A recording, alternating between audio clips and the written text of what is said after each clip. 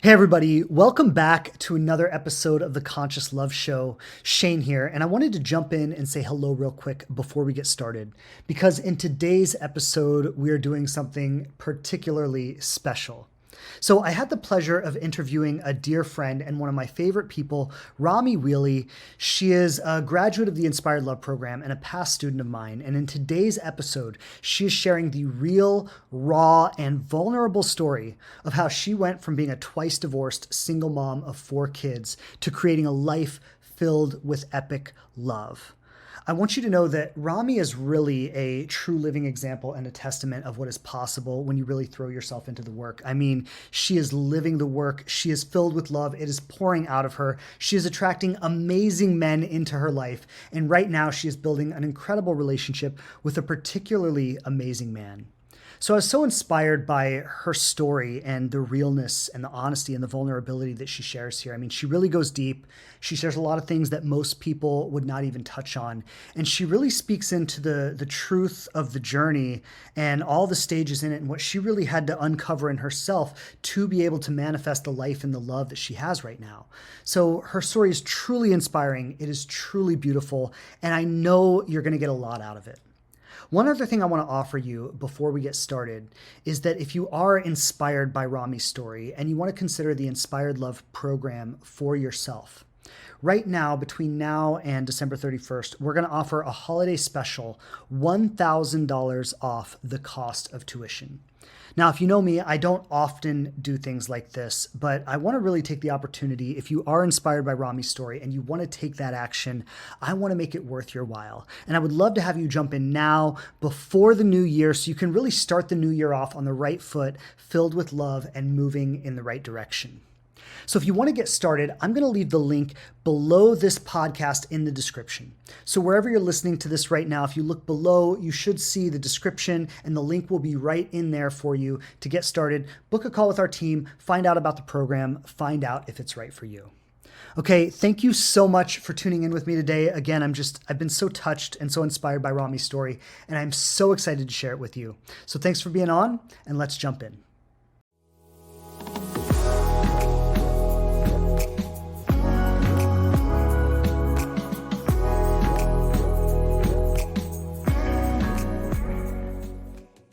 Now, in today's episode, we're doing something a little bit special. I'm interviewing a dear friend and past student of mine, Rommy Wehle. And Rami is just a phenomenal lady. She's just a big, huge, bright light in the world. She has amazing energy, a beautiful soul. And she's a recent graduate of the Inspired Love program. She's also building an amazing relationship with an amazing guy right now. I've had the opportunity to see Rami go through, some ups and downs with different guys and help her kind of navigate these situations. And so it's really great to have her here today. And she's going to share her story of everything she's been through to get to where she is now and be building this amazing relationship that she's building. So thank you so much for being here, Rami. Hi, thank you so much for the amazing introduction. I appreciate it. Yeah, yeah, absolutely. Well, I mean, it's true. It's all Mhm. true. Thank you. You are someone who I've really seen go through the journey, do the work, really Hmm. throw yourself into it, put your heart into it, and get the results, right? Like you've Yeah. and I want to say we'll get into your story and how all this happened, but you've not only manifested one amazing relationship, you've actually Mhm. manifested several, right? That's very true. Yeah. It Been just in keeps this getting process. better and better. Yeah, and I've seen you kind of Hmm. be in this process of, okay, now I'm attracting amazing men into my life. And now it's about like really sorting out what you truly want. It's not, just, okay, here's a great guy, but it's like, who do I really want to be with, right? Yeah. Yeah. It's a great stage to be in contrast to where it came from. Yeah, yeah, it's great to see you there. It really is. Yeah. So let's start. I mean, I definitely want to get into your story and have you kind of break it down for us, everything you had to go through to get to where you are. But let's Hmm. just start with maybe tell us a little bit about yourself. Like, where are you from? Hmm. Stuff like that. Hmm. So I grew up in North Carolina and then lived in Illinois for my middle school years and high school. And now I live in Valparaiso, Indiana. It's just like a smaller Northwest Indiana town outside of Chicago, about an hour and 15 minutes away. I have been married twice Of course, I didn't ever want to be divorced, but certainly not twice. But that is my my my marriage history anyway. And I have four kids. I have two daughters from my first husband, and then two sons from my previous husband. And I would say like I've just always been a huge romantic my whole life. And always relationships in general were always really important to me. And I've always just wanted a really strong, healthy, committed partnership. It's always something I wanted. And I've really struggled in that department like my whole life. But yeah, that's sort of where I'm at. Yeah. So, and I just want to point out for the listeners, a couple of things that because I deal with this all the time, and people come to me and they're like, "These are my circumstances, and this is why it can't happen for me, and this is why it doesn't work." I Hmm. just want to point out a few things you said. You live in a small town out, an Hmm. hour away from Chicago. Yeah. You're divorced twice, Hmm. mother of four kids, Yeah. and I say all of that because these are the largely a lot of the things that like people are like, this is why it can't happen for me. And yet Hmm. you are a living representation of the fact that that hasn't held you back. So maybe I could just ask you a little Hmm. bit about that. Like, what is your relationship with all of that such that it hasn't held you back, where so many people are held back by those kinds of things? Hmm. I think, like I said, I've always been a romantic. There's no matter what I've been through, like for some reason, I have just believed that it could happen for me. Like there was just this deep belief that like love was possible for me, and I still feel that way. I still like despite the fact that, for example, I've been cheated on, um, you know, in substantial relationships. And but I don't I still trust, for some reason. I also want to be married again, even though I've had two failed marriages. And there's always been sort of this belief that's possible. And I think another reason for that is that I have so much love to give, and I've always been under the belief that if I can love this much, like if I can um, desire, you know, to give my love to somebody to that degree, that there has to be somebody out there that can reciprocate that. There was just something that has been pulling me in that way. So I think that even though I have had different things that I could have used as an excuse for, well, and I did. I will say after my first marriage, I was scared. I thought, why in the world would somebody, want me, even though I was only 26, I was still young now. I'm going to be 46. So that's another thing that I would say. I'll be 46 in February, that I think a lot of people are like, "Oh, I'm too old," or it's if it hasn't happened by now, it'll never happen, and it's not true, but after my first divorce, I was thinking, who's going to want me when there are plenty of 26-year-olds out there that are, sans children and have not been divorced or have that hanging over their head. Why would a guy want to be with me? And so that is something that I had to work through at that time, that fear and that anxiety that I wasn't desirable because of those things. But it didn't end up being true at all. Yeah. Maybe you could tell us a little bit about that. Like, where did this journey start for you? Was it after your first divorce, or where would you say like your kind of starting Mhm. place was on this journey to love? Yeah, I really think that it started when I was really, really young. I've always been attracted to personal development, and I've always wanted to grow and change and be better. And so that's always kind of colored my world. And I say I've always been a romantic, but because of the more recent work that I've done on myself, I can see now that this started when I was like from the time I was small, like not wanting to belong, wanting to fit in, wanting to be lovable, and trying to hide myself, or hide the parts of myself that I just didn't feel like fit the bill, and sort of shapeshift into whatever, whoever I wanted to love me, whatever it is that they wanted, like I would just try to become that. And that, um, that ended up being something that I have had to recognize within myself and heal, but it's sort of been my downfall in my relationships. Um, throughout my life. So it really kind of started there, I would say. But after my second divorce, that's when I really had to look at myself, look at my life, and just say, like, I something's really wrong here. As much as I want this in my life, and I've always wanted it, and I do personal work on myself, and I've tried so many things. All the things people tell you to do, and I'd read tons of books, listened to tons of podcasts, like done so many things, and I just felt stuck. I just felt like I can't get there, and I don't know why. And I feel just miserable. I feel lost. I feel like just trapped somehow, blocked, and I can't remove the block. I couldn't identify what it was, and I knew that I needed some kind of outside guidance. It wasn't. I'm a smart girl. Like, it's not for lack of academic intelligence or anything like that. It was just felt like outside of my grasp. I want to ask you, you mentioned that there was this theme of like you kind of bending yourself into whoever the person you were dating or married to wanted you to Hmm. be. And you said that started very young. Could Hmm. you give us like an example or like when you say that started very young, like what do you mean by that? Like how did that start? Hmm. It started, I think it's more in my mom's line. My grandma, she is very image conscious.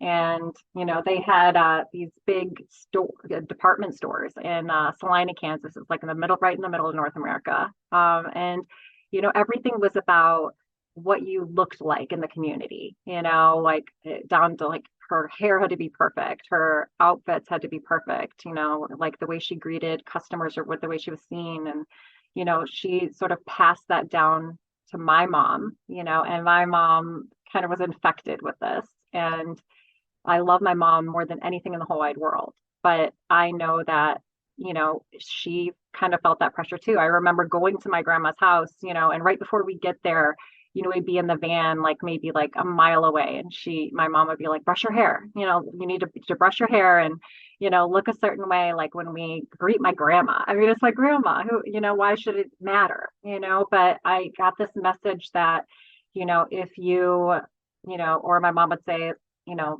you have to be this certain way in these different environments, and these are the expectations. And if you behave, then you'll be invited back, or this is the proper way to be accepted. This is going to be the way people are going to like you and accept you. And I got the message deep down looking back that, like, having my hair frizzy, that wouldn't be acceptable or lovable. For example, like my grandma wouldn't love me if my hair was messy, so, or, if I was loud or, you know, um, or I spoke, when in certain circumstances or something like that was inappropriate or that it wouldn't be well received. And so I just didn't feel like I could just like being me was something that I needed to make smaller, Right. or hide away.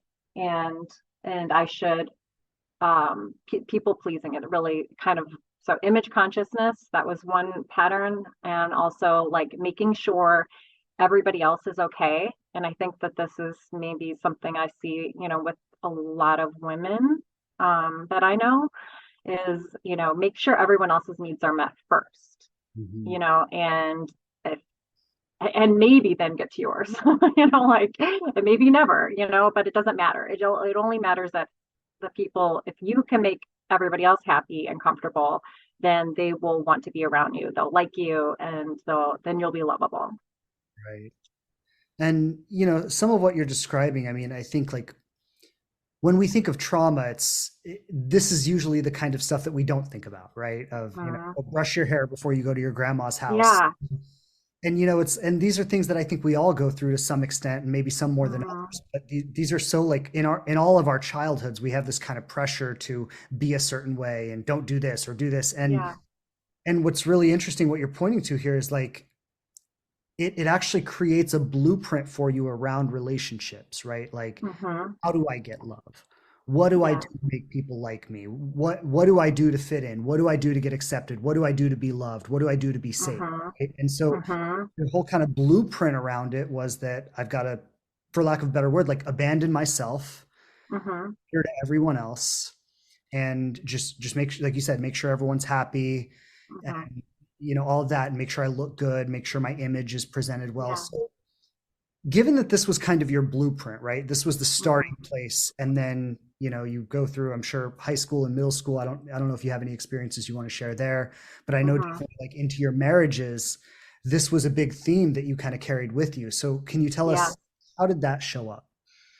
Um, so junior high was like, I would say, my hell on earth. It was the worst time for me and the hardest time. And I want to say really quickly that when you said, there are these tiny like micro traumas, maybe they're things that they're very subtle, but they're so impactful that, and you don't recognize it at the time. And as an adult, when I was looking back and really after my second divorce, like, okay, I'm going to figure this out. Let's look back. Let's look at the patterns. Like, where am I going wrong? What's happening? And especially I've done different therapy, and many times they're like, okay, let's go back to your childhood and your relationships with your parents and things like that. And I couldn't. I have great parents. They're awesome. They're loving. They're supportive. Um, I can see those little things now like that were unintentional, but they left a mark. They sent a message to me that I wouldn't have looked back and thought, oh, that was really traumatic, and then that it's almost worse because you don't have anything to point to say, oh, that's why I'm a mess. Like you're like, oh, you had really great parents and you can't hold down a husband. Like, Right? what's What's wrong with wrong with you? you? Yeah, yeah. You can't even like that makes no sense. You had a great upbringing and that really tortured me. But one thing that I where I can kind of string it all together was I moved from like a poor community in North Carolina where I grew up until I was about 10. And then we moved to a very affluent suburb of Chicago. My dad got a job there. And so I very distinctly remember not fitting in at all. Like when it came to, clothes and exterior, status symbols of like, I didn't have the Keds shoes or the Esprit bags. If you're like my age and a girl, you'll know those were very important. But and I felt very outcasted because of it. And like the way I looked became an obsession, like to try to just get to school, like go to school and just at least just fly under the radar. Like maybe no one will even notice me. That would be better. Um, and I was just a nervous wreck. And so I developed a lot of like um, difficult things like over compulsive disorder when it came to like applying makeup. I felt like my face had to be perfect, or it eventually manifested itself after my like second divorce into an eating disorder that I overcame bulimia. And so a lot of these things, they're all related to feeling like in order to be loved, I had to be whatever I thought was beautiful at that time, and to be able to have anybody notice me or care. So my junior high years were really tough, but then the thing was I figured out the beauty pattern or whatever, and I kind of like broke the code. And then the irony is like then I was getting a lot of attention, from guys. And, I went from being like super, super shy and invisible and like even skipping like eighth grade, we had like a roller skating party and I asked for additional homework from my teachers it was like the event of the year. And I skipped the event of the year because it was just too much social anxiety to try to think, oh my gosh, I have to try to like avoid someone pointing something out at me or like making fun of me or something. So I'd rather just do homework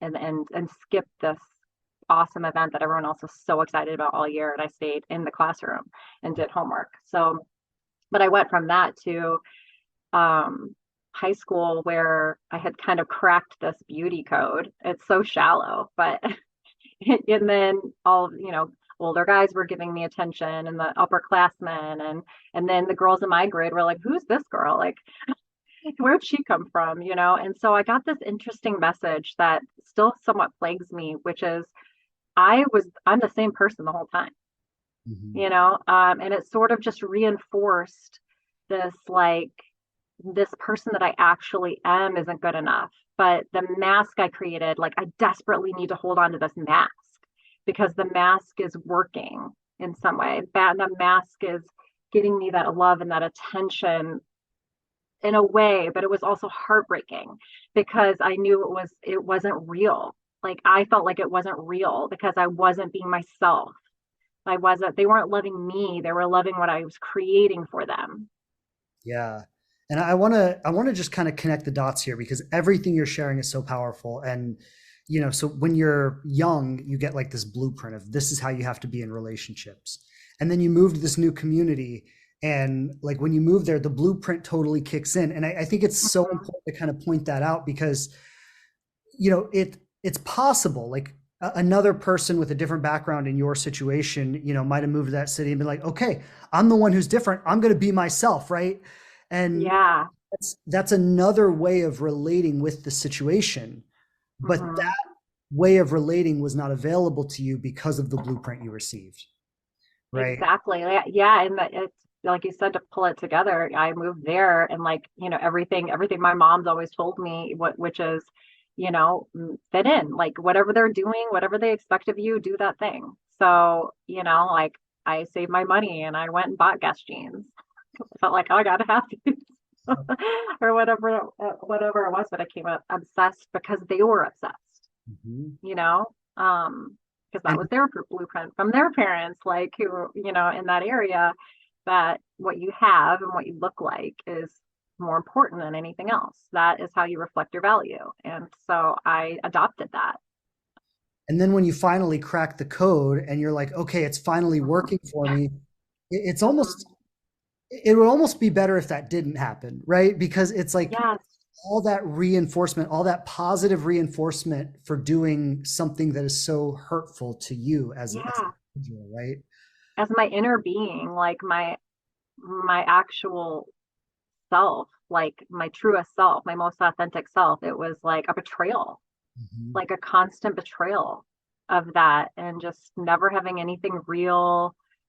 It caused all of my problems up Yeah. up through all my marriages, and it is really the source of all of it, because Mhm. it was exhausting to try to keep up this facade, the charade that I was living, just to gain fake love. And you learned in a very real, like alive, experiential way that the way to get love is to abandon myself, is to like Yes. just honor my truth. And Yeah. it's such a hard thing to undo, right? When you learn Hmm. it so viscerally like that, you know? Yeah.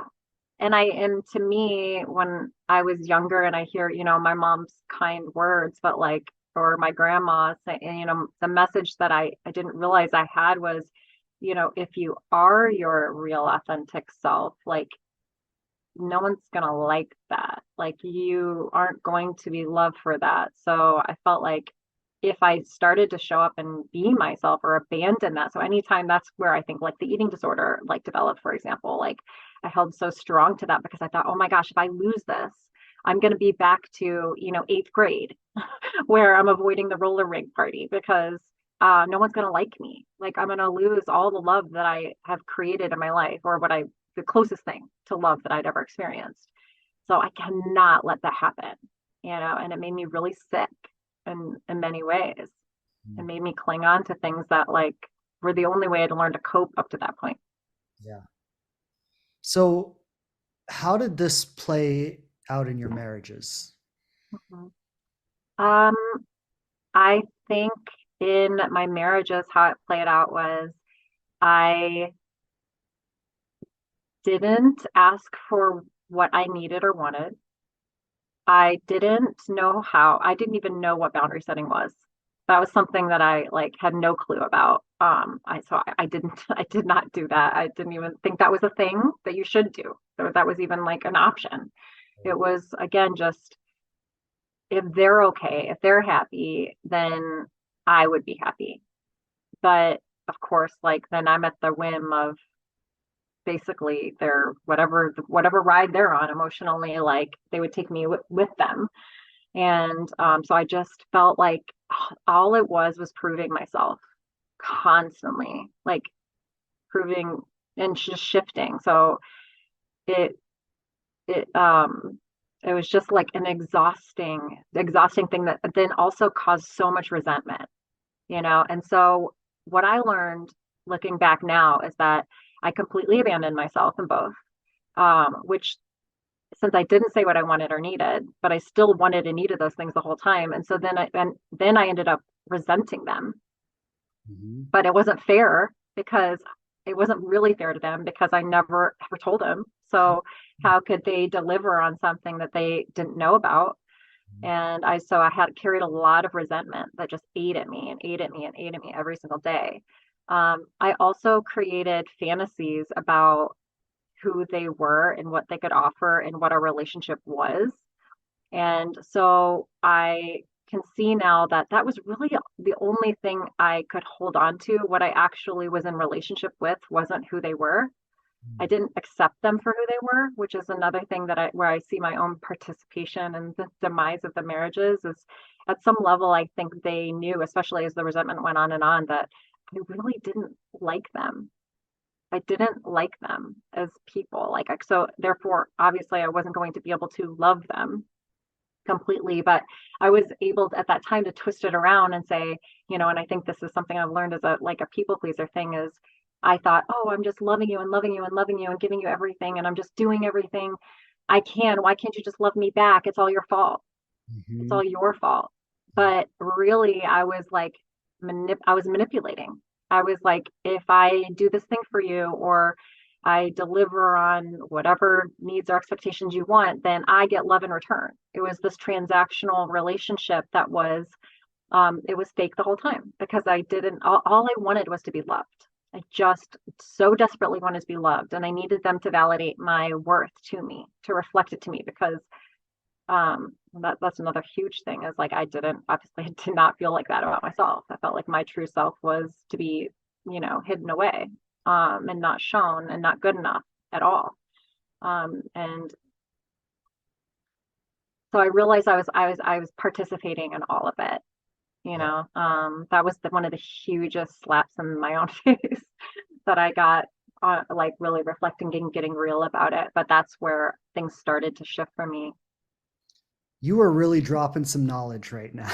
Like, I mean, and it's so bold and like courageous what you're saying because it's so easy in that position, right? I'm doing Mhm. everything. I'm loving all out. Like I'm the victim Yeah, here, right? yeah. And it's so easy to just stay in that and to actually Mhm. own that you set the Yeah. whole thing up. And also I think it's important to say here, you set the whole thing up, but it wasn't really your fault because Yeah, you were just playing out the blueprint you were given. exactly. I can see that now, and I have a lot of compassion for myself now. I didn't know what I was doing at the time.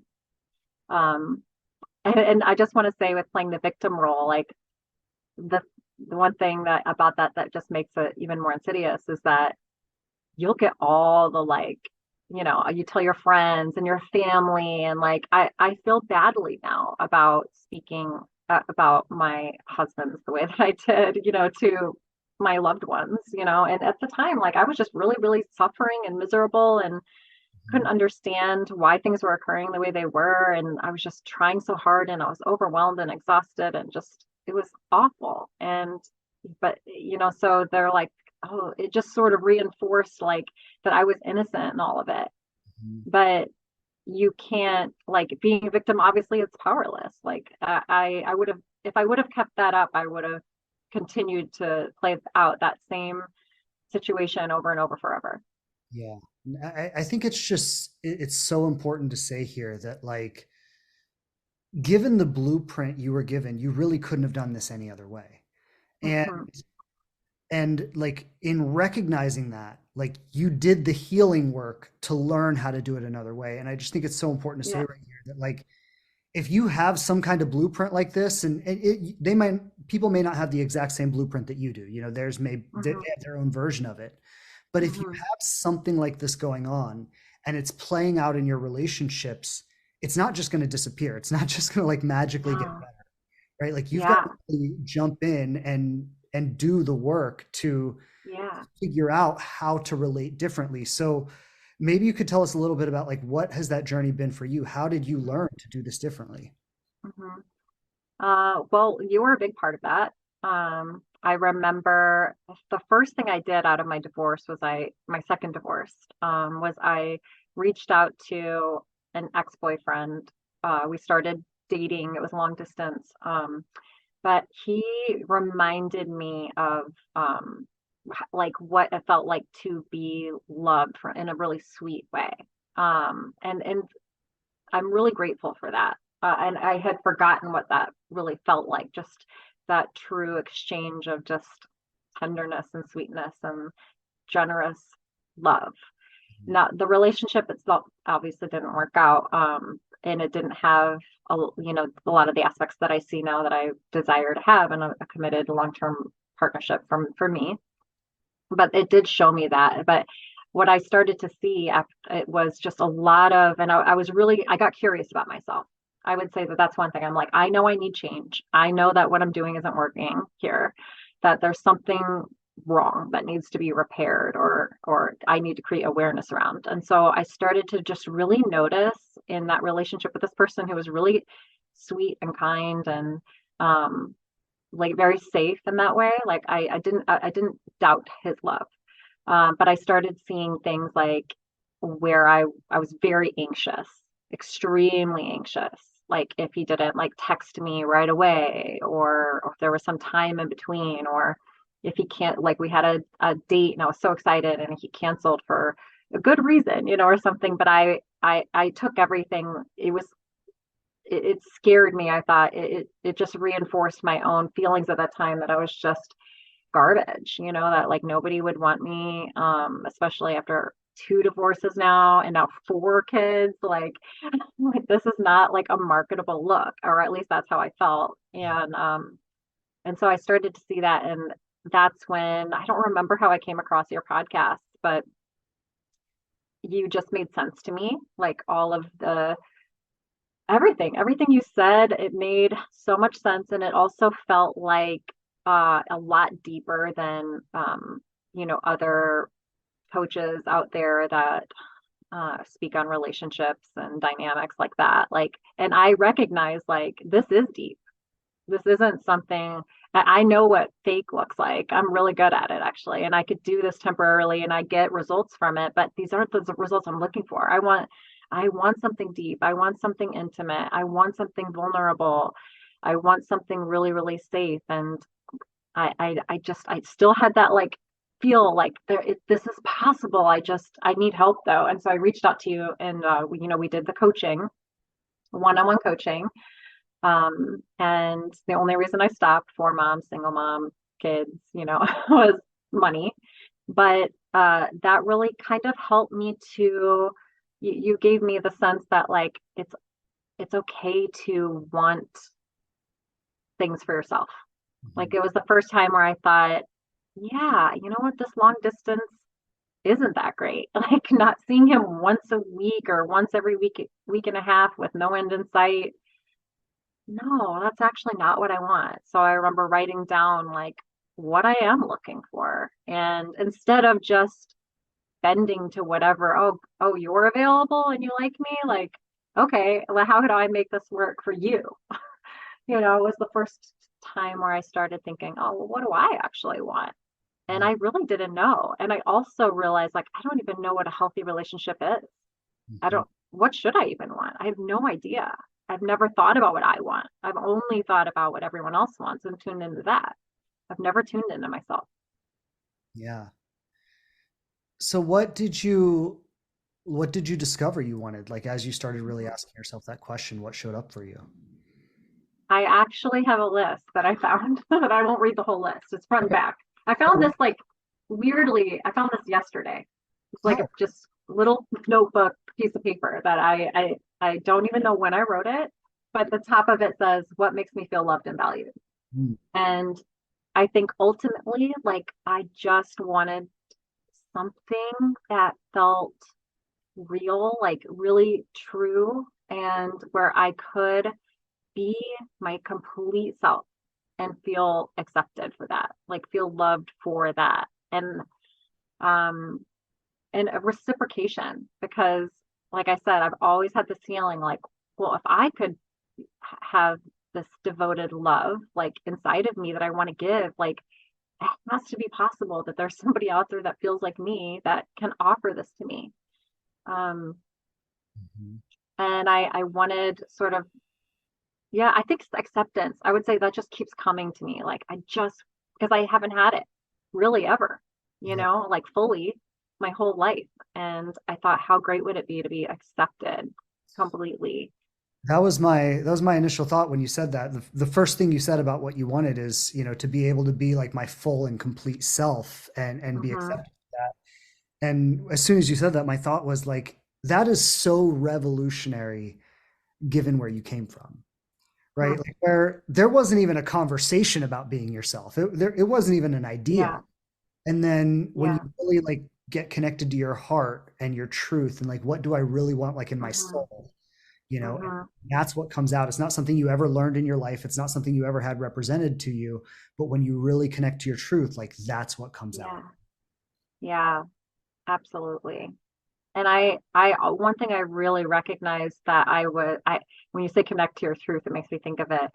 I had, I had been so consumed with this shape shifting technique for so long that I didn't even know who I was at Mhm. all. Like I didn't trust myself at all. Like that is where I sort of started over again from. Like the worst I'd ever been in my life in a way after going through all of this. And that way, like abandoning to myself to such a degree that I felt invisible even to me. Mhm. And a lot of work that I had to do was just to reflect. And I remember like journaling every day. Like I made it a mission. Like I'm gonna write every day.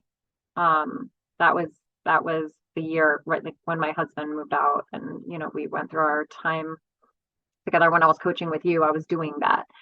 And that helped me so much to get to know myself and to be brave enough because it was hard even just to reveal to myself what I wanted. Yeah, Like it was hard at first. it I felt is. like So bad and guilty or like I was doing something wrong to even identify those things even out loud to myself. it is so deep, and I know exactly what you're talking about because I've felt very much the same way in my life is to like to actually say I want this and Hmm. and to have it, to receive it, right? Like there's almost like a guilt, Yeah. like, oh, I shouldn't do this. And I think Hmm. because we all have upbringings that are, I'd say, similar to yours, and they can vary incredibly, right? But I Hmm. think the underlying impressions, so many of us just get those very same impressions, right? Hmm. And because of that, like when we really start to step up and say, no, I want this, I deserve this, and I'm going to have this, there's like a feeling of like, well, who do you think you are? And Yes. why do you deserve that? Right. Absolutely. Yes, that's exactly what it is. It butts up right against your own degree of how worthy you feel. Yeah. So if you don't feel really, really worthy, you don't think you deserve it. Or like how audacious of you to ask for this. Like, like you said, who do you think you are? Like, Mhm. you're not good enough to get this, or actually, if you get it, you'll lose it. Like you can't, you can only keep it up by, again, like I felt like I had to be fake, like I had to work for it, like work for everything, prove myself constantly, prove Yeah. my worth instead of really feeling worthy. Um, and I'm hoping we'll talk about it, but like yeah, the Inspired Love program, which is your program that I did, that I would I that is the greatest gift that I got from that turned everything around for me, like in a way, in a huge way, and that was really feeling worthy for the very first time in my whole life. Yeah. Well, that was actually going to be my next question because from what you're saying, it sounds like this was really a journey into worthiness, right? Yeah, And it is that for all of us, right? Really accepting. And I see you're even getting emotional, like talking about it right. yeah. So just tell us a little bit about that. Like, what was the journey to worthiness like for you? I think one of the things in the program that I just thought was so like such an epiphany for me that really helped me so much was how you take us through these pivotal experiences that we've had in our life or these life defining moments that really just stick out to us. Um, and then not looking at it like what story did I tell myself about myself because of these factual events that occurred. So these certain factual events occurred, and then based on these events, you told yourself a story about yourself. And that over time, thinking about that again and again and believing that creates this identity within you. And it just sort of like the way you described it and working through those life defining events for myself, it just it created such a distance, I would say, with it. It kind of like it took something that was like the event and my story was all like bundled up in like a rubber band ball. And then when you're like, let's separate these, let's separate the two and let's look at just the event and what happened. And now let's look at your story. And creating that distance created like a different relationship Mm. to the event and the story, and it created distance. So now I could just appreciate like the story, or sorry, the event and what actually happened Yeah.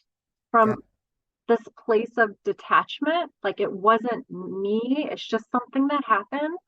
And it also made so much sense. Like, oh my gosh, like, well, poor little me, like instead of, I felt like this compassion for myself, like, well, no wonder, like, and that's not true. What you chose to believe, or what maybe someone said about you that you adopted, or like, it's not true. You just put it on, and you've been wearing that ever since. And so I was able then to then look at it and say, okay, is that working for you? Like, does that this new identity that you've been wearing since you were 4 or whatever years old, is that really true? Like, and I started to kind of peel off some of all of these layers that I'm like, no, this is not working in my life. It's not serving me. It's not getting me what I want. It's actually keeping me from what I want. And it's not even true. And so I started to get closer and closer to what was true. And I think that was kind of the like uncovering of the sense of worth and enoughness that's underneath all of it. Like my true, authentic, whole self was under all of that, Yeah. and just peeling all of that off is everything. It wasn't love. Hmm. It was what finally allowed me to like start to get a crack in that shell, and like light started pouring through. And once I knew that was there, it was like, okay, like I want to strip all this off. Yeah. Once you see it, it's like there's no reason to hold on to any of it, right? Like once you really Hmm. understand it that clearly, it's like, well, what am I even holding on to? I might as well just let it all go. Yeah. And it's another thing I tell people about with your program is, like I said, how I started this conversation with, I'm obsessed with like personal growth, and like I've always loved it. I've always been fascinated with why people do what they do and behavior, and just super fascinated by all of that stuff. And so I have all the knowledge. Like I've read all the books, like of how to love yourself, or like, how to get out of a painful relationship, or, how to deal with a narcissist, or I know the, like intellectually all of these things. And yet I could not create the change that I want in my life. I'm like, I still can't create this actually. And it was so frustrating for me to see that I was just repeating the same things over and over and over. And I'm like, why? I didn't even think something different was possible, because I never experienced anything different, even though I wanted it really badly. And going through so many of the different processes of it's easy to be like, oh yeah, just let that stuff go. But if it were that easy, I would have done it already. I would have read about that and done that like a long time ago, and not had my failed marriages. If it was just, it's not an intellectual thing. You actually teach how to do it and then apply it in a way that I never like actually got it. Like I was like, oh my gosh, I get it finally. And it just gave me like so much hope that that's how like this, it really was like this transformation, was applying these different methods and you walking us through how to let things go. Yeah. Let me ask you a little bit about that because I think there are a lot of people out there that say, well, I read books, I listen to podcasts, I study. Hmm. And so, I mean, it sounds like you're saying like there's a distinct difference between doing something like this program and just kind of your self-study and learning and trying to do it all yourself. So can Hmm. you tell us like what is the difference? Like how, and I know it might Yeah. be hard to put into words, but like what is the difference? Hmm. I think I would say one is like you, okay, you know it on a surface level, like you understand the concept, like intellectually you know what to do, and then there's embodying it, like you have become it, like you have become the knowledge. You really know it because you've changed, Mhm. and then it's wisdom. It's not just intellectual words and a concept or a definition. It's wisdom because you are it Yeah. now. You've embodied the lesson. And that's how you know you've learned the lesson. You could read a book and make no change. You can understand the book and understand the words and not do anything different in your life. And nothing different happens. You just keep doing the same thing. But you read one more book. It was like, I think I've maybe mentioned this before, but that analogy of like, would you rather have a lifeguard that read every book known to man about how to swim, or, you know, the kid that's never read a book about swimming but swims?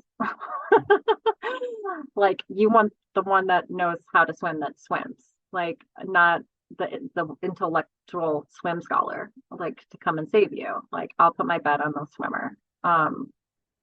So actually going through it, and also knowledge of someone who's gone through it to tell you, hey, I've done this and it works, so try it, and here's how to do it.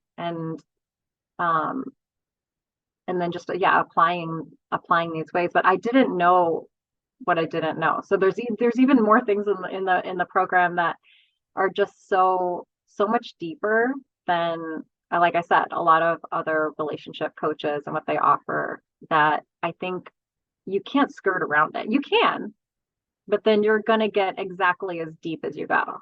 Yeah. So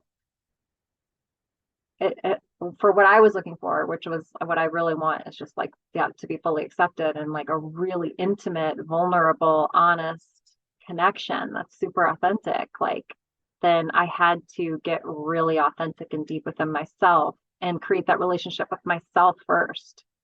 Yeah. I want to ask you, and I mean, I'm totally with what you're saying. And you know, lifeguard, you want one who read about swimming or knows how to swim, and you know, Mm-hmm. these are like I'm so with you on it. And I want to ask, can you give any examples of processes in the program that created a like specific shift for you? Is there anything that Mm-hmm. stands out? I think being connected with my feelings, and so when things happen, because they always do, even now, like, things kind of might go awry or like not exactly what I wanted, and you might feel anxious or scared or any of those things. And instead of just trying to distract myself, like, there's so many ways to do that, like get on social media or drink or go buy something, or whatever it is to try to sort of alleviate the discomfort of the feeling. Like, instead, just feeling whatever it is, like just letting it, and not being afraid of it, but just seeing it more of just to information, and honoring that. And again, that comes back to like honoring my own self and my own needs, and saying it's okay. It's okay to, if there's some sort of discord between reality and what you want, like, let's pay attention to what that is, and try to, like, is there something we can do about this? And or are you betraying yourself again in some kind of way? Or are you like, let's get back in alignment again? So not being afraid of feelings, but actually letting them be. And I actually kind of getting excited about it, because they help me to like, keep continually attune myself to my highest alignment, which is now what I work toward, and to be continually honest with that authentic alignment. Um, and so they've that's one thing that's really helped me to, and I use it every day. There every day there's all kinds of feelings and things that happen in my body, and I don't hold on to things anymore like I used to, because they always come out. Like before, I would do that, and then that's when I would behave weird in relationships, or like react really, really strongly for any given situation. And it was really inappropriate if I think about what actually happened, like, and then my reaction would be like really big. And it's because I wasn't like just feeling things as they came along. It was like all that built up resentment, like, oh my gosh, just as a volcano waiting to erupt in my marriages, for example. And so I think there you're really touching on like how this has contributed to real change in relationship. I know you said earlier, you Hmm. said like when you embody it, you change. Right? Yeah. You can read about it and have all the knowledge, but when you embody it, things change. And I think right now you're Yes. really coming to what has changed in terms of Hmm. how you show up in relationships, how you relate, how you communicate, how and all of that. So Yeah. I'd love to hear a little bit about, because I know since the program, you've had a Hmm. few relationships and they've all been really Hmm. good. And Hmm. so I'd love to hear a little bit about like how have you been showing up in these relationships? What's been different for you? I know Hmm. there was one or two instances where you chose to actually, I don't want this relationship. I'd love to Hmm. hear what led you to that. So just, yeah, whatever you want to share about, what's happened since the program and how this has been unfolding in your life. Hmm. It's been so amazing. I just have to say, like, I sometimes think back, and I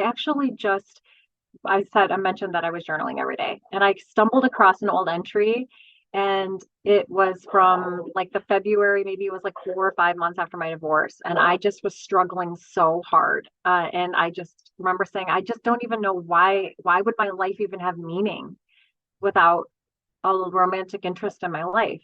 Like I really can't understand how anybody could ever even feel that way.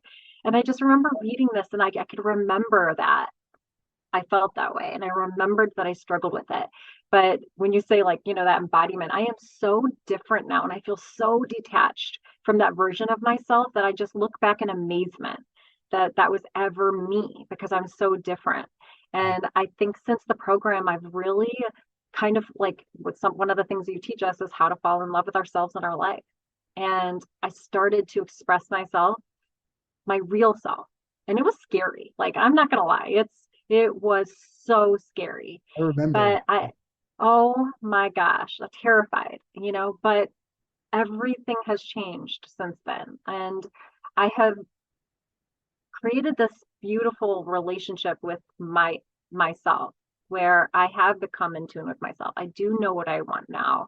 I don't feel ashamed for wanting those things. I know that I'm worthy of those things now, and I appreciate my uniqueness, and I do express these things out loud now. And what I noticed was like that my point of attraction, or like the types of people that I was attracting, were the people that were reflecting that back to me. So before, I was attracting the bad boy, like, oh, he looks good, because that's what I was trying to do, was just look good all the time. So he looks great, but he's not nice to me. He's not actually what I want. And we don't have a good relationship. It's not even, it's awful, actually. feel pain all the time. And instead, like, was I have been attracting men that are seeing me and going, I like that. Yeah. Like, I want more of that. Like, wow. Like, and I want to that I want to jump reinforces my. in. Mhm. I want to jump in just real quick because you're going somewhere really good, and I want to hear Mhm. all about it. But you said something a minute ago that I want to check in with before we go there. Okay. Okay. So, because it was so powerful, and I just want to hear your thoughts on it. You said that you found this journal entry, and you were saying that, why would my life even matter without a romantic connection? Or like, what Mhm. was it you said? Like, why would I have purpose? Or Like, how could my life carry any meaning yeah, without a romantic relationship? What's the point of life? yeah. And I think so many, I mean, I know that's something I've felt, right? And I think so Hmm. many people feel that way. Is like, if I don't have someone else here validating me, loving me, telling me Yes. I'm enough, like, do I even Hmm. exist? Right? Do I Yeah. even Yes. matter? And I what well, I just want to ask, like, yeah. what conclusion have you come to about that? Like, how have you resolved that? Yeah. Yeah. So what I thought about with that was when this list that I found yesterday, and I was reading the list right before we sat down right now and talked about it, like what makes me feel loved and valued, and like just a few things. The first thing is the way someone looks at me, feeling like someone's curious about me, wants to know more about me, why I feel and think the way I do, who am I today, why, cares about my opinion, makes me feel like I'm a priority in their life, respects me, never wants to purposely hurt me or cause harm to me. I mean, the list goes on, but I just thought, wait, those are all things I didn't do for myself. Yes. So, because of that, the reason why my life had no meaning before was because I needed a different person outside of me to constantly make me feel like I'm worthy, that I'm lovable, that I'm enough, that I'm beautiful, that I am I, honor to be honored and respected and cherished. And because I didn't feel like that about myself. Mhm. So the only way I actually even felt like not invisible in the world was if I had that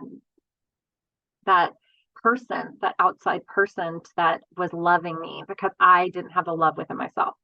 But as soon as I was the wellspring of love, like that changed everything because then I didn't need another person or just any scrap of a human, regardless of how they were treating me, to fulfill that meaning within me because I was doing it for myself.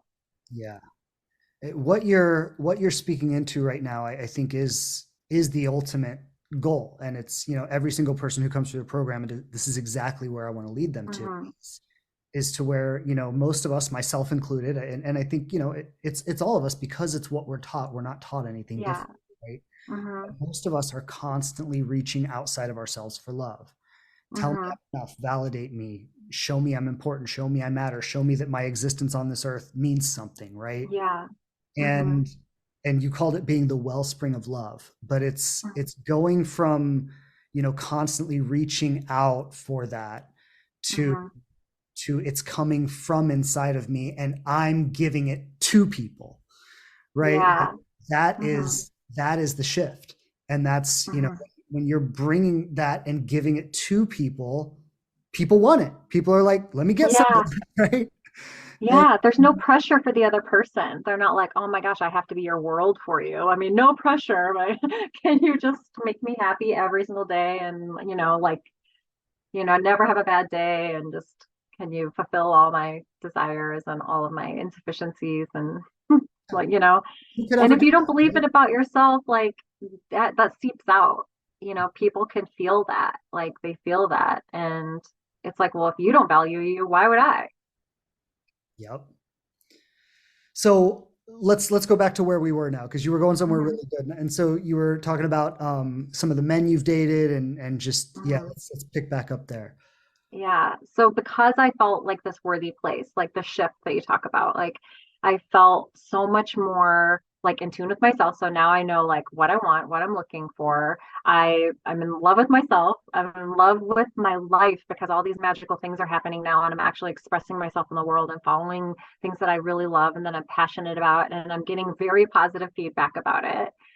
So all of that old blueprint that I had when I was little is starting to crumble away, and it was like, oh wait, all this stuff is not true actually. Like I can be myself and ask for what I want, and I got much more clarity on what it was that I was looking for. So I started to attract these men that were good guys, like that were much healthier.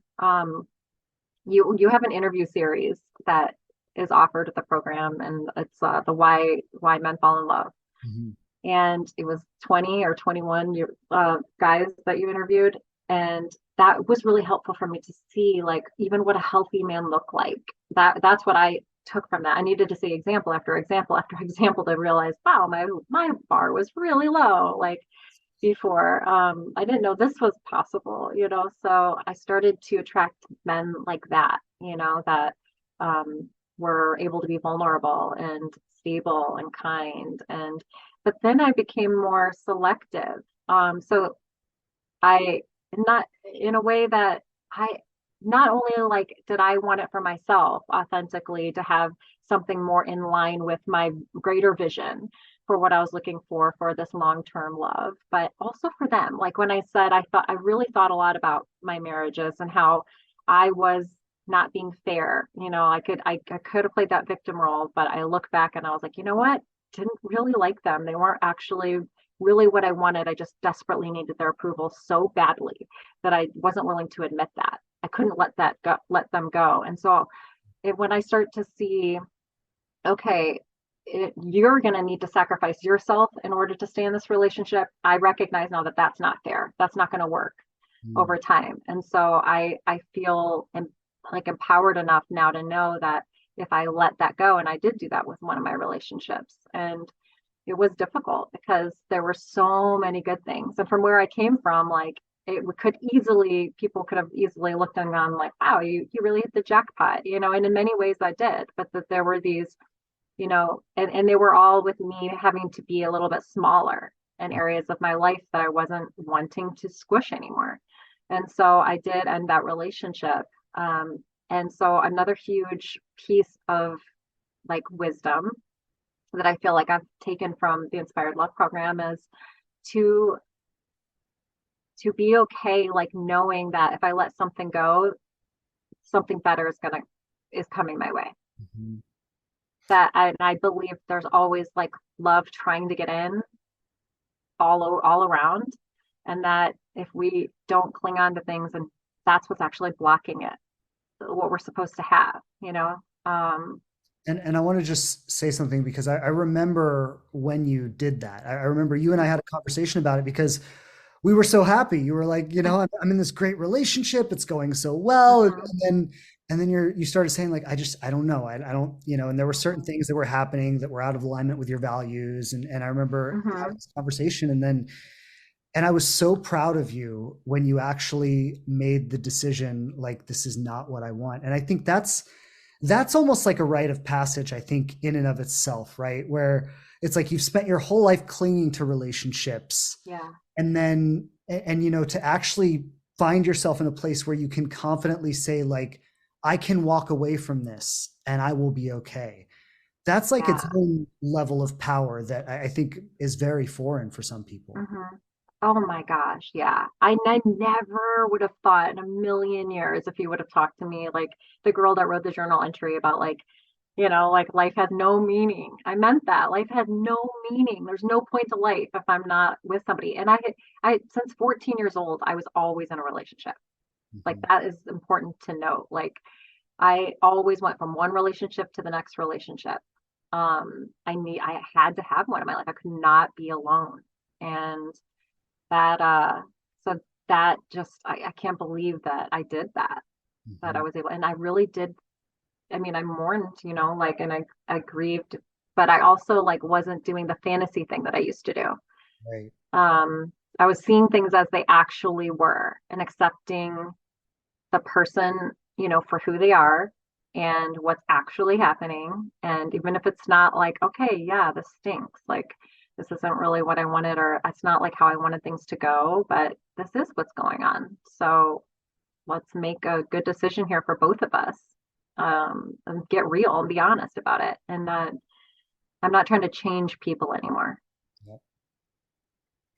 That is just super super powerful and I love that. So I know well, I do want to talk about the guy you're seeing now, but before we get Mhm, there, there was something you said earlier, and I want to come back to it because you talked about how you started following your passion, you started mhm, really being true to yourself, you started expressing yourself authentically, and how scary and uncomfortable and challenging that was. And mhm, I'd love it if you could give a few examples of what that looked like because I think some people they might not even really know like what does it really look mhm. like to do that, right?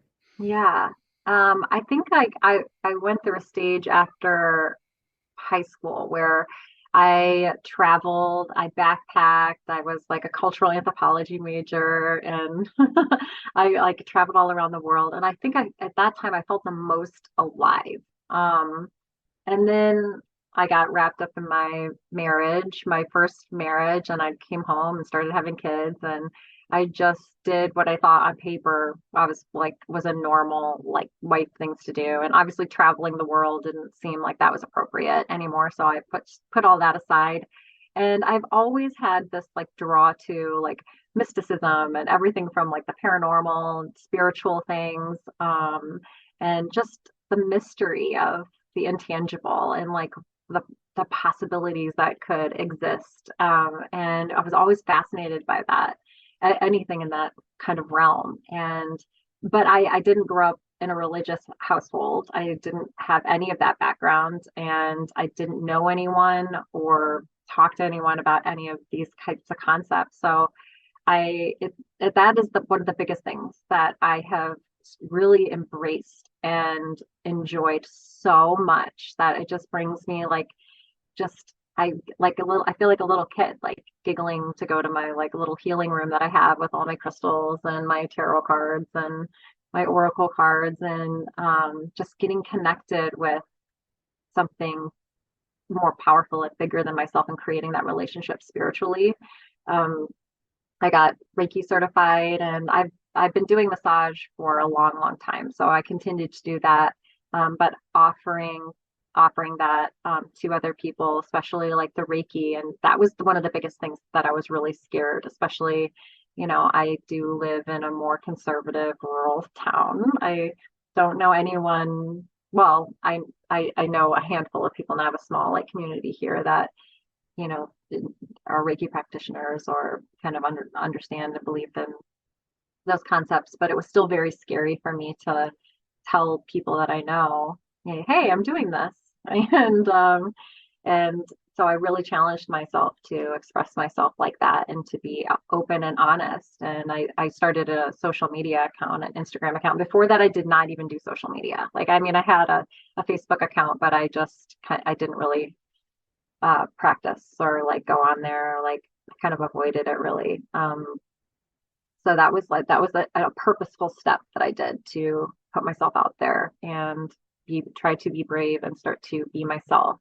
Like it was something that I was um, just yeah purposeful about. Like I'm gonna do this, and it's really really scary, but it was very well received, and I just gained more and more confidence as time went on. Yeah. And I remember you sharing with me, and I love bringing this up because you're not the only person this has happened to. This has happened to several Mm-hmm. people I've coached actually, but you started posting on Instagram Mm-hmm. authentically being yourself, which was a little bit of a stretch for you, like it was not Yes. comfortable for Mm-hmm. you.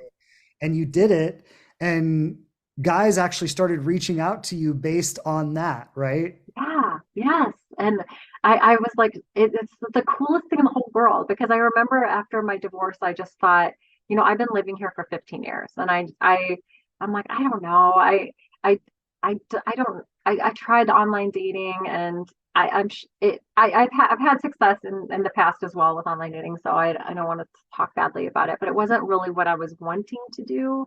And I really wanted to organically meet somebody, but I just thought like, yeah, here I am, single mom, 4 kids. Like, how is this going to happen for me? Like, can I like start going out again? Like out to like, I don't know even how to begin here.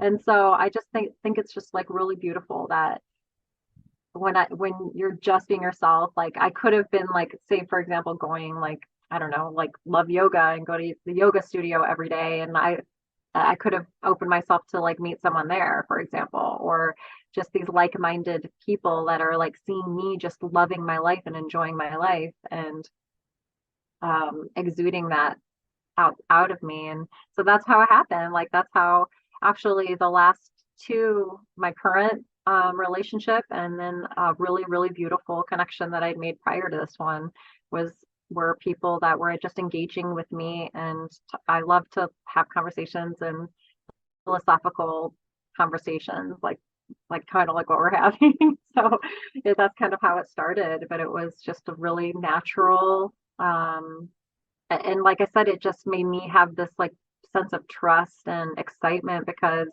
they were giving me positive feedback on me, like of my true authentic self. So it Versus felt like this, something you were pretending to be, right? yeah, yes, that I'm like, oh, I could do this, but like, oh my gosh, this is like, am I going to do this for the rest of my life? Like, just be this sort of fake version of me? Like, ugh, this doesn't sound fun. It's gonna, Yeah. and this is gonna blow up in my face at some point. Like, I'm not gonna be able to keep this up at some point. Instead, it was like such a really nice start. Mhm. And I just want to remind everybody, this is in a small town in Indiana, right? Like Yeah. it's because, so many people are like, I can't meet anyone in my town. I live in the middle of nowhere. And it's like, how many Hmm. great guys have you attracted in your towns? Like, I mean, what, like three or four Yeah. since you graduated the program? Oh, yeah. I've had lots of different opportunities Yeah. come to me, since the program, and it's like now I really feel like I can be so selective. I don't need anything.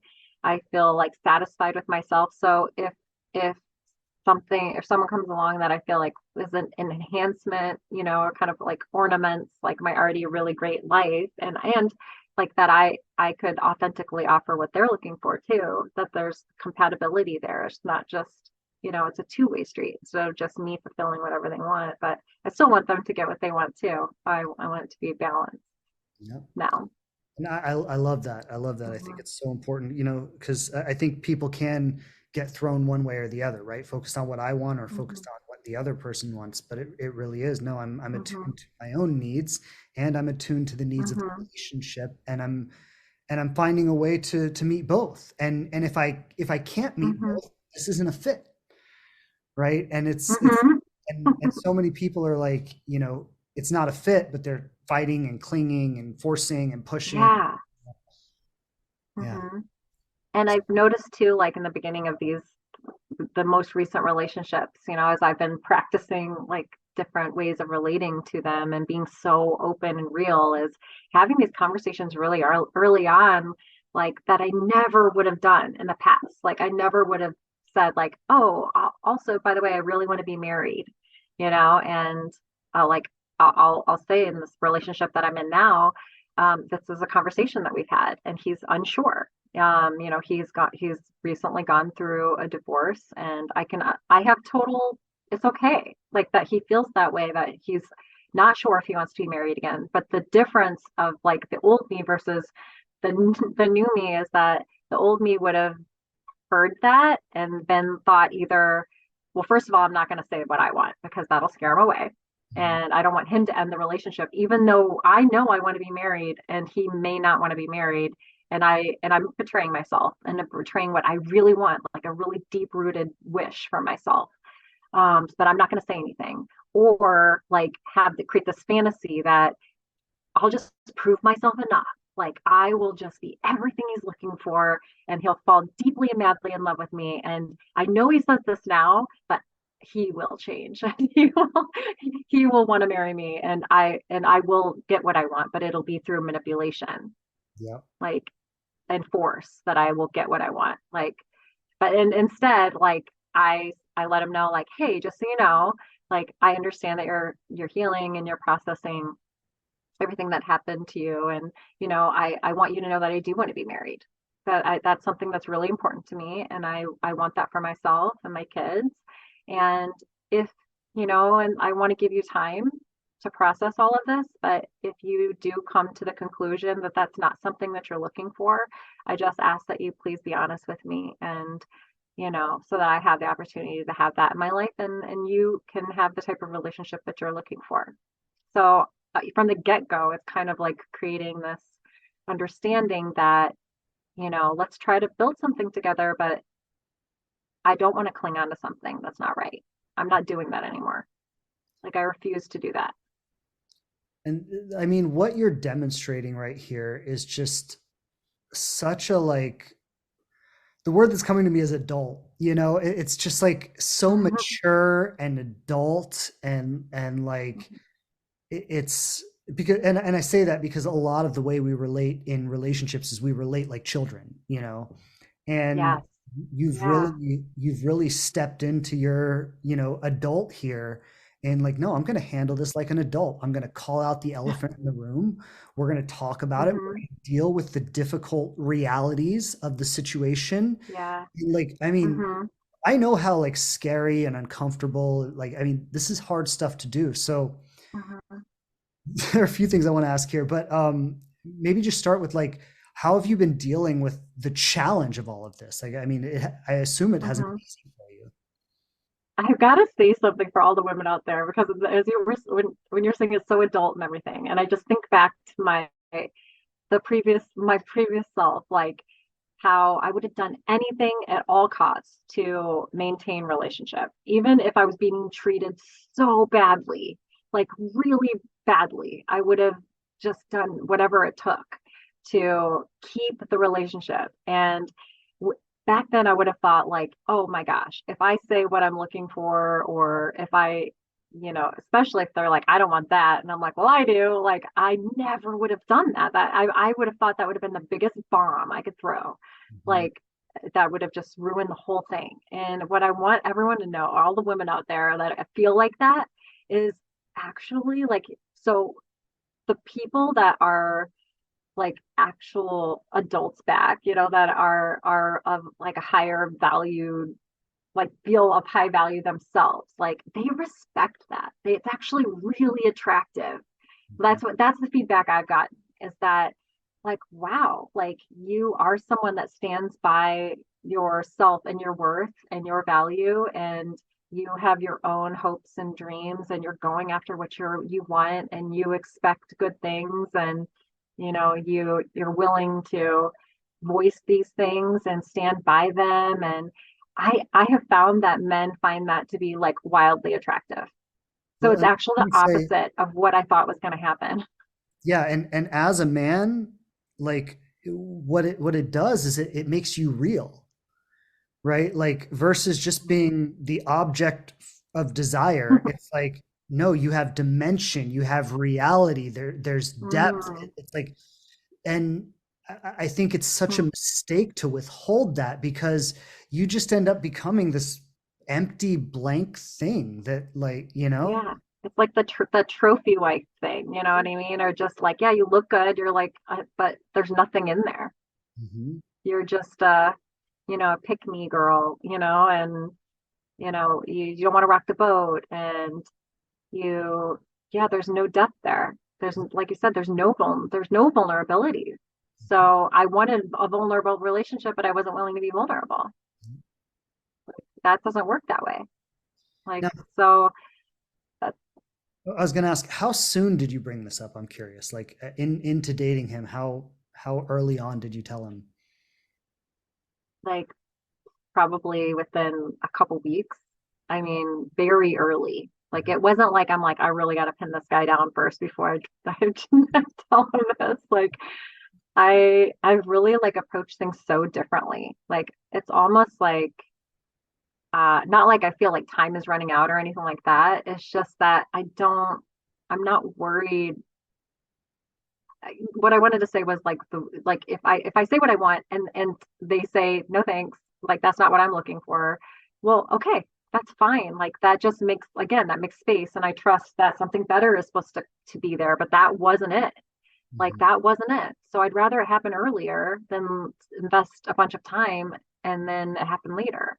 Yeah. So the things that I know that are really, really important to me as I like get to know somebody now when I'm dating, I ask tougher questions, and like more in-depth questions, and I let them know where I stand and what I'm looking for. And I'm not afraid to do that early on like I used to be. Like, I would never have done that. I would have been like, oh, I want to be like just the cool girl that's just like lighthearted and easy, and I want them to think that I'm not going to threaten anything that they need and want. And so I just didn't do that before. I was just too scared. Yeah. So I just kind of want to open-endedly ask you, like, anything else you want to share about this relationship? I know the two of you have been having Hmm. like some big talks, and like really, Hmm. really, working through Yeah. some stuff. So just anything Hmm. you've learned from that, or anything you want, like Hmm. anything at all you feel like is worth sharing. Hmm. I want to. I so far, like you mentioned like driftwood, like an analogy of driftwood and different relationships, like passing through your life, and in each one, but when you're not clinging to them and you just let them be what they are, like I feel like when I look back, each one was like a little bit getting closer and closer and closer to the type of person, the type of relationship, the type of dynamic that I wanted. And we just keep getting better and better and better. And so this person that I'm seeing now is like the best of the best that I've ever experienced. And also just has been breaking through so many of things that I just didn't think were possible for me, as far as like his ability to let me be me completely, and when we do have hard conversations, like instead of trying to, we try to actually go, what do we want out of this? Like, where are we going?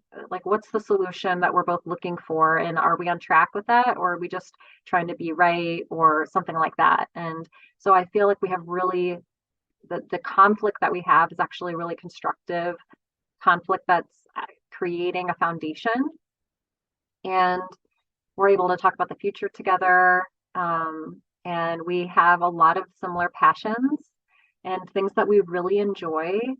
And I would say, like, I have always felt like I don't need it, but I feel pulled, like it's a different feeling, and I'm not trying to force anything with him.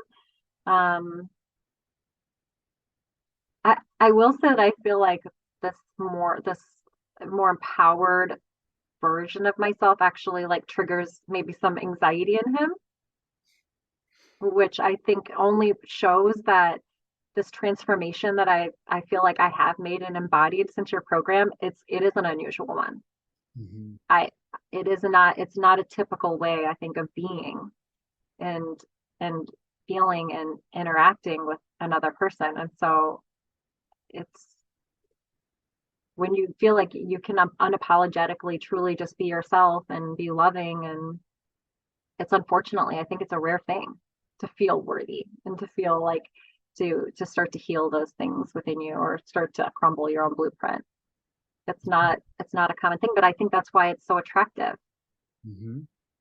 I'll just share because what you're describing is very much how my wife showed up when I met her, and I think largely I should really give my wife a lot of credit because without without directly doing it, I think she created a lot of this. What Hmm. the work we're doing. I think she's behind a Hmm. lot of it because she did represent to me something I had never really seen before. In all my relationships and all the people I dated, and I had never really met someone who showed up the way you're describing. It Hmm. was I just had never seen it before. And Hmm. when I saw that in my wife, it was like, this is an amazing person. Like I would be stupid to like let this person get away, you know? Yeah, yeah, So definitely. And it's I want to, yeah, go ahead.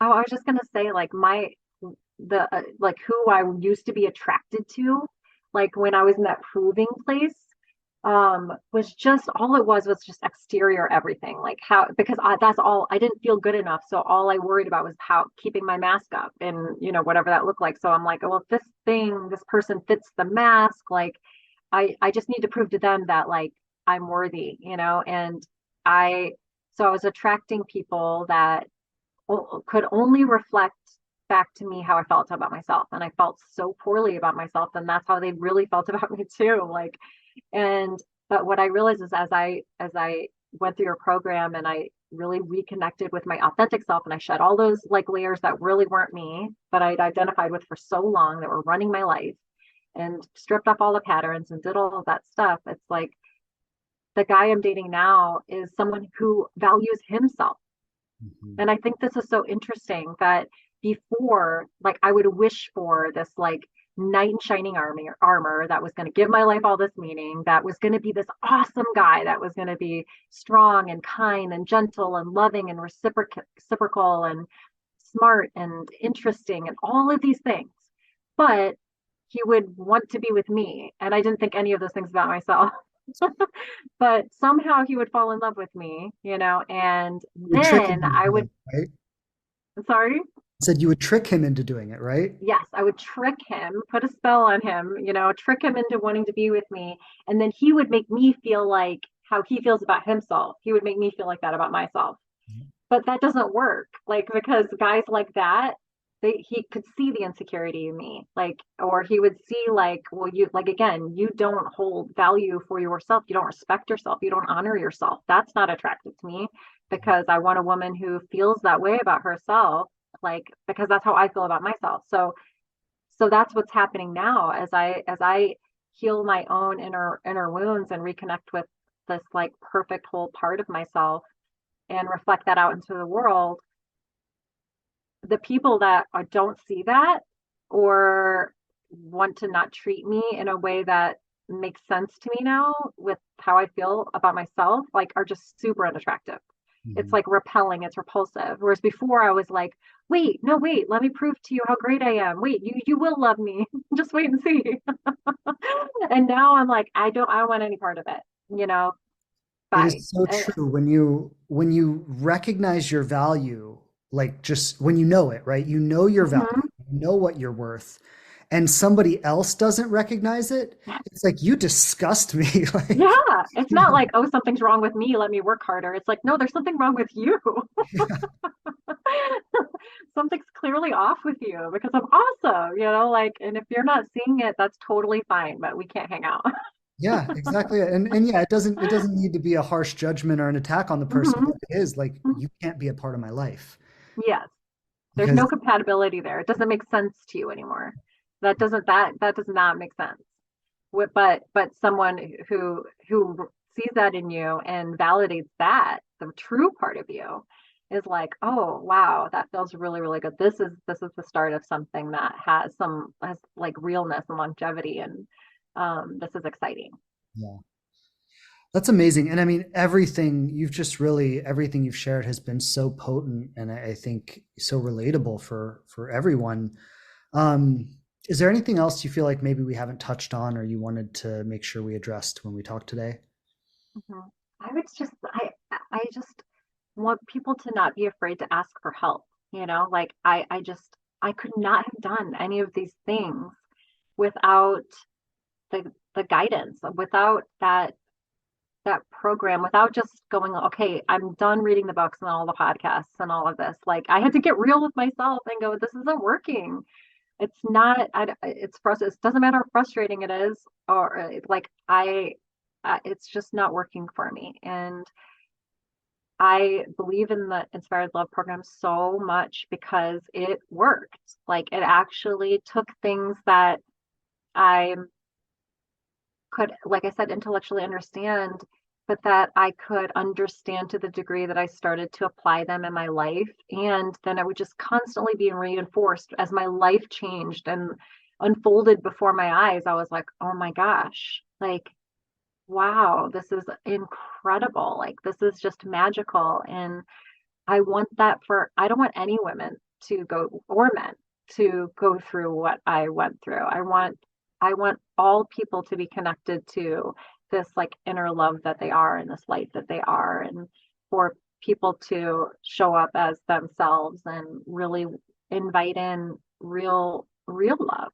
And I do think it starts with loving yourself, and your program helped me to do it. And there's no, I can't imagine like the suffering I just would have had forever. And I also want to say, as a mom, like, for my kids, it, it's doing that for myself is like the best thing in the world I could do for my kids, because them just seeing me like being myself and loving myself. Like, kids are so intuitive, they're so smart.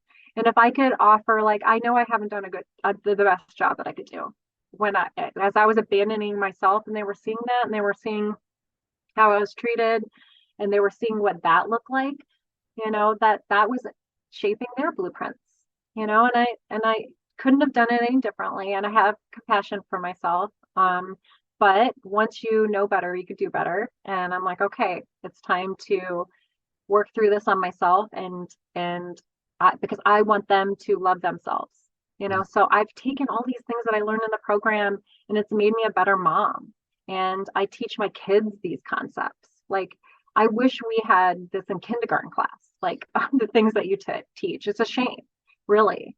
But we live in this world of consumerism where they let you know, like, oh no, you're a big mess and you need all these products to be okay. Like you're actually lacking in every way, like, so buy this and this will solve all your problems, instead of, this place of wholeness and love and the opposite of all of that. So it's so much bigger than finding a loving partner. Yeah. It really is, when you get it, when you really understand what this is all about, the partner's just the icing on the cake. Yeah. Really, It's a natural, like, byproduct that will just happen. It's just like you become like a love magnet, because you are that. You are radiating like the love that you have for yourself, like truly out in the world. And I think I think everybody has this knowing deep down that that's what they are, and so when they see you being that, like, they want to be around that, because there's this hunger for it within themselves, and you give them that permission, to be a little bit more of themselves. I hope that that's what happens. yeah, and I think that's exactly what happens. And Hmm. it's so beautiful, and I just want to say thank you for being on with me today, and how vulnerable you've been, how honest you've been, how real you've been. I mean, I think it's worth saying that you've shared things today that a lot of people would never share, right? Like a Hmm. lot of people would just be so ashamed that they couldn't even be honest about these things. Hmm. And I think even that is a huge testament to who you are and how far you've come, that you can own all of that.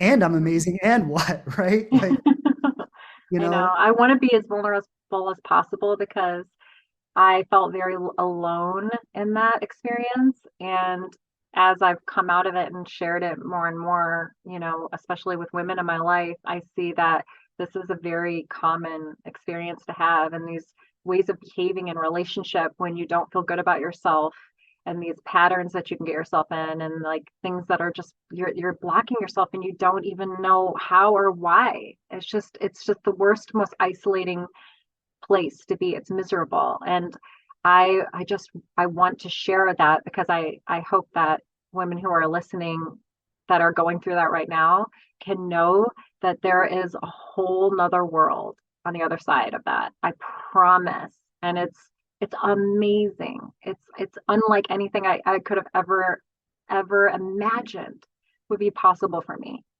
And I can never go back. So I don't mind being vulnerable, because I hope it offers some hope. And, but, it does require you to do something. And it does require you to shed everything that which is a very scary, scary thing if you really think about it. Everything that's kept you safe up to this moment in your life that you've used to cope with pain. mhm. And having to be willing. Are you willing to let love in? Are you willing to transform? Are you willing to heal? Yeah, You have to be willing. it does. It takes an incredible amount of courage. It's so much easier to Hmm. just procrastinate one more day. Yeah. Hmm. Um, so thank you so much again for being here, for again, your authenticity, your vulnerability, your honesty. I think it's so powerful, and I appreciate it so much. Okay. Yeah, so thank you. And I do just want to give a shout out. You can follow Reiki Rami on Instagram if you want to see Yay. her authentic self out there, and doing all the cool stuff she's doing. And yeah, it's been wonderful having you on. You've shared just so much, and it's so beautiful. And I'm so grateful to know you and to have been a part of this journey, which you definitely did it, and I was grateful to be able to witness it and participate in it. But it was definitely you who did it, and Hmm. thank you so much for letting me be a part of it and for coming on to share your story today. Thank you, Shane, and thank you for what you do in the world. Thanks again for checking out the show. Please subscribe on whatever platform you listen to podcasts on the most. And I would love it so much if you leave a review and tell people what you think of us. Don't forget to follow us on Instagram @The Living Relationship to connect more closely. And I'm grateful to be supporting you on your journey to love.